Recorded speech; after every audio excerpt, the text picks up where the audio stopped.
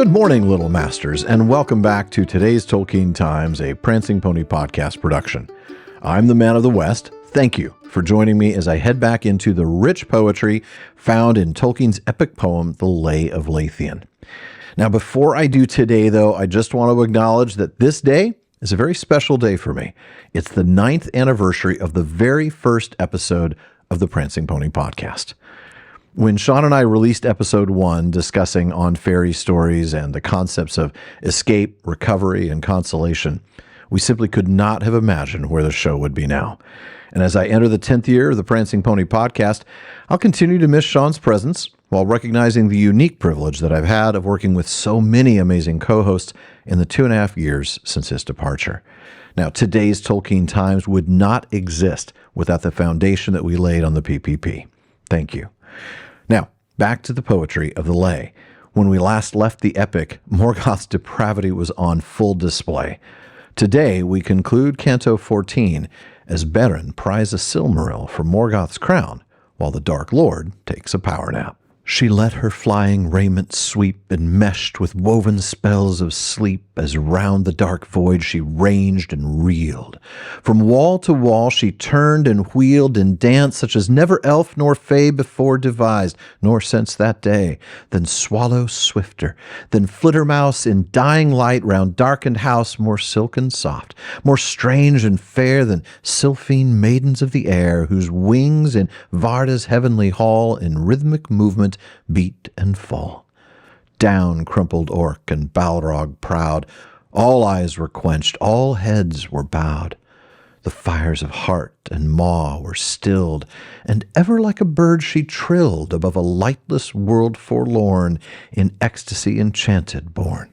All eyes were quenched, save those that glared in Morgoth's lowering brows, and stared in slowly wandering wonder round, and slow were in enchantment bound. Their will wavered, and their fire failed, and as beneath his brows they paled, the Silmarils with living light were kindled clear, and waxing bright shone like the stars that in the north above the reek of earth leap forth. Then, flaring suddenly, they fell, down upon the floors of hell. The dark and mighty head was bowed, like mountain top beneath a cloud the shoulders foundered, the vast form crashed, as in overwhelming storm, huge cliffs in ruins slide and fall, and prone lay Morgoth in his hall. His crown there rolled upon the ground, a wheel of thunder, then all sound died, and a silence grew as deep as were the heart of earth asleep. Beneath the vast and empty throne, the adders lay like twisted stone. The wolves like corpses foul were strewn, and there lay Beren deep in swoon. No thought, no dream nor shadow blind moved in the darkness of his mind. Come forth!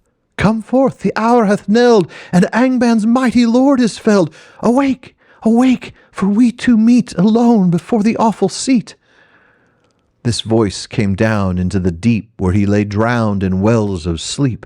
A hand, flower soft and flower cool, passed o'er his face, and the still pool of slumber quivered.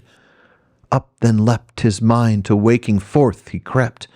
The wolvish fell he flung aside, and sprang into his feet, and wide staring amid the soundless gloom, he gasped as one living shut in tomb. There to his side he felt her shrink, felt Lúthien now shivering sink, her strength and power dimmed and spent, and swift his arms about her went. Before his feet he saw amazed the gems of Feanor that blazed with white fire, glistening in the crown of Morgoth's might, now fallen down. To move that helm of iron vast no strength he found, and thence aghast he strove with fingers mad to wrest the guerdon of their hopeless quest, till in his heart there fell the thought of that cold morn whereon he fought with Curufin. Then from his belt the sheathless knife he drew, and knelt, and tried its hard edge, bitter cold, o'er which in Nogrod songs had rolled, of dwarvish armorers singing slow to hammer music long ago. Iron as tender wood it clove, and mail as woof of loom it rove. In claws of iron the gem was caught, the knife them rent as they were naught but brittle nails on a dead hand. Behold the hope of Elven land, the fire of Feanor, light of morn before the sun and moon were born. Thus out of bondage came at last, from iron to mortal hand it passed. There Beren stood. The jewel he held, and its pure radiance slowly welled through flesh and bone and turned to fire with hue of living blood.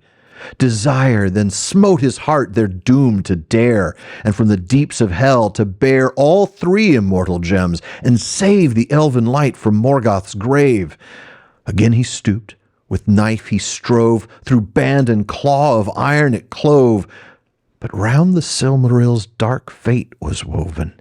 They were meshed in hate, and not yet come was their doomed hour, when, wrested from the fallen power of Morgoth in a ruined world, regained and lost they should be hurled in fiery gulf and groundless sea, beyond recall while time shall be. The dwarvish steel of cunning blade, by treacherous smiths of Nogrod made, snapped. Then ringing sharp and clear, in twain it sprang, and like a spear or errant shaft, the cheek it grazed of Morgoth's sleeping head, and dazed their hearts with fear. For Morgoth groaned, with voice entombed, like wind that moaned in hollow caverns, penned and bound. There came a breath, a gasping sound moved through the halls, as orc and beast turned in their dreams of hideous feast. In sleep uneasy Balrog stirred, and far above was faintly heard an echo that in tunnels rolled, a wolvish howling long and cold. Lúthien's magic is far more powerful than Morgoth could have been prepared for. Everyone fast asleep, and while Morgoth fights it for a bit, his will eventually wavers and he tumbles fast asleep. That's when Beren uses his pocket knife to pry something out of the crown. Okay, it's not a pocket knife, it's Angrist. And it's not just a thing, it's a Silmaril, but it sort of is the feel you get, right? He's just kind of digging in there, like, let me use this knife, and kind of, like, that's the kind of thing you do and you end up cutting off your thumb, or at least that's how I do it. But, you know, I guess that's why I'm not Beren. Anyway, it's not a pocket knife, it's Angrist. It's not just a thing, it's a Silmaril. And wait a second, he's holding on to it, right? It's in his hand. For that, I want to go back to the Silmarillion chapter 7 of the Silmarils and the unrest of the Noldor. There we read that Varda hallowed the Silmarils so that thereafter no mortal flesh, nor hands unclean, nor anything of evil will might touch them, but it was scorched and withered.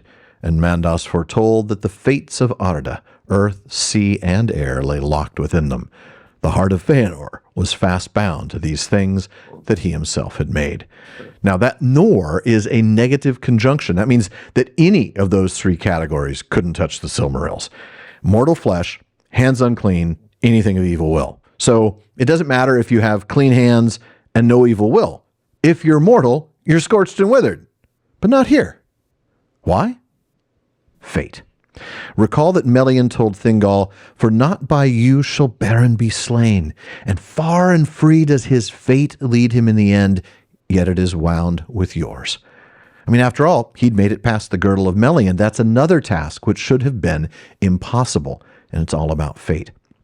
Now, in the Silmarillion's prose version of the tale, we get a little bit more of a clue.